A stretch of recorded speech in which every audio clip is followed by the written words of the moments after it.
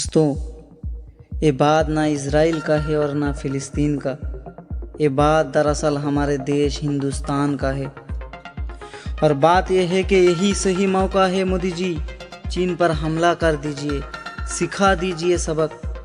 क्योंकि आप फ़िलिस्तीन और इज़राइल के चक्कर में पड़े रह गए और चीन गांव बसाने के नाम पर लद्दाख से लेकर अरुणाचल प्रदेश तक गांव बसा डाले, चौकियों का लाइन लगा दी। और गांव का मतलब गांव के गांव, क्योंकि ये भारत की सीमा पर वो खतरा है जिसकी तरफ आंख उठा के देखने की हिम्मत भी पीएम की नहीं हो रही है, और भक्तों को तो बिल्कुल भी नहीं। हैरानी की बात तो यह है कि चीन ये कोई चोरी छिपे नहीं कर रहा है, डंके की चोट पर कर रहा है। पर मोदी जी को ये बात अच्छी तरह पता है कि 3428 किलोमीटर लंबी वास्तविक नियंत्रण रेखा यानी एलएसी पर चीन पूरे 628 गांव बसा डाले। और मोदी जी को ये भी पता है इनमें से ज़्यादातर गांव उत्तराखंड, सिक्किम और अरुणाचल प्रदेश की सीमाओं से लगा हुआ है।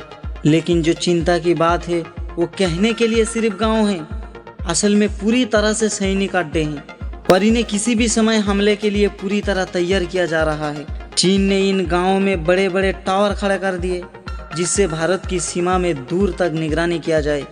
और इस निगरानी का मतलब है हमारे आर्मी, हमारे मिलिट्री कैंप पर निगरानी किया जाए। बड़े बड़े वेयर हाउस बना डाले जहां पर वो उनके आर्मी की साजो सामान रख सके। कंक्रीट की मजबूत और बड़े विशाल मिसाइल रोधी ढांचे बना डाले जिसके पीछे से वो अपनी हिफाजत करते हुए वार कर सके। और बड़ी चिंता की बात यह है कि एलएसी पर जो निगरानी करने वाले हमारे सुरक्षा एजेंसी हैं, उन्होंने साफ साफ मोदी सरकार को सब कुछ बता दिया है कि ये खतरा कितना बड़ा है। क्या आप अंदाजा लगा सकते 3428 किलोमीटर लंबी एलएसी के पास 628 गांव बसा डालने का मतलब क्या होता है? और हर गांव एक आर्मी कैंप है। और अभी भी चीन रुकने का राजी नहीं है, इस मिशन पर पानी की तरह पैसा बहा रहा है। चीन के इरादे किसी से छुपे हुए नहीं हैं, वो हिंदुस्तान के बहुत बड़े हिस्से को पहले ही हड़प चुके हैं। लेकिन इसके बाद भी जमीन की उसकी भूख शांत नहीं हुई। भारत के बहुत बड़े बड़े सुरक्षा एजेंसियों ने सरकार को इस पर ध्यान देने को कहा। सबका कहना है इसे हल्के में मत लेना, ये बहुत भयावह होगा। चीनी सेना शांति काल के दौरान इन गांवों को निगरानी के लिए इस्तेमाल करना चाहती है और यही उसकी इरादा है। वही दोनों देशों के सेना को जब आमने सामने आना पड़ेगा, जब आमने सामने होंगे, इन गांवों को छावनियों की तरह इस्तेमाल किया जाएगा। चीन इन गांवों को पक्की सड़कें से जोड़ दिया।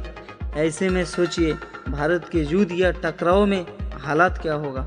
एक तरफ चीन मजबूत कंक्रीट छावनियों के लड़ रहा होगा और एक तरफ हमारी सेना खुले मैदान में खड़ी होगी। और इतना ही नहीं, चीन ने जिन आबादी को लेकर यहाँ आ रहे हैं अलग से सब्सिडी दिया जा रहा है। इन सभी लोगों को आर्मी ट्रेनिंग दिया गया है।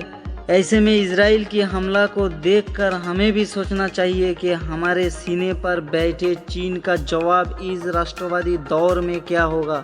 दोस्तों, चीन की इस बढ़ती घुसपैठ को देखकर इसका जवाब आप कैसे देना चाहते हो, कमेंट करके ज़रूर बताना। और ऐसे ही अपडेट पाने के लिए हमारे चैनल को ज़रूर सब्सक्राइब कीजिएगा।